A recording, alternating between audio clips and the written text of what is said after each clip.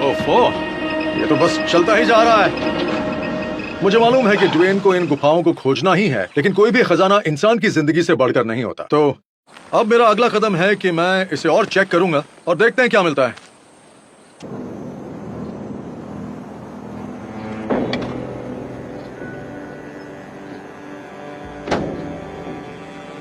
Charlie, बोलो क्या हुआ?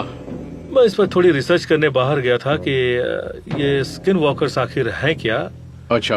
उन्होंने कहा था ना, मैं शहर में अभी एक लड़के से मिला जो पूरी तरह नावहो है। अच्छा। और उसने मुझे एक तरह से डिटेल में बताया। उसने कहा अगर आपको वहाँ स्किन वॉकर्स से कोई समस्या हुई है तो बहुत बहुत सावधान रहिए।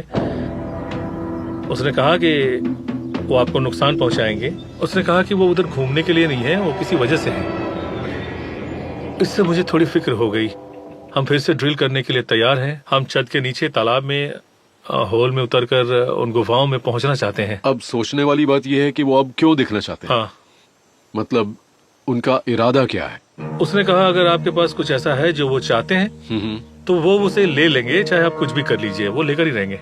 उनके यहाँ होने का मतलब हम कुछ सही कर रहे हैं। हाँ हाँ बिल्कुल। मैं बस इतना कहूंगा कि हम काम धीमा नहीं करेंगे और वही करेंगे जो करने की जरूरत है। और मैं इस बात की उम्मीद करूंगा कि उससे बात करके तुम डर नहीं गए हो। नहीं, लेकिन हाँ, अब मुझे अपनी सिक्योरिटी के बारे में फिर से सोचना होगा, क्योंकि अब तो पूरा मामला ही दूसरा है। इसलिए मैं फिर से प्लान बनाऊंगा। ओके, ठीक है। चलो, जरूरत पड़े तो मुझे आवाज फिक्र देना, मत करो। ठीक है? Thank you Charlie. बाय। मैं स्किन वॉकर्स के बारे में कुछ नहीं जानता। लोग किसके बारे में बात करते हैं, किससे कहानियां क्या है, और अगर हम कुछ ऐसा कर रहे हैं जो शायद उन्हें परेशान करने वाला है तो हम वो सही कर रहे होंगे। तो मेरे लिए इम्पोर्टेंट ये है कि नीचे क्या है ये पता लगा। धरती पर ऐसा कोई नहीं जो हमें ये करने से रोक सके।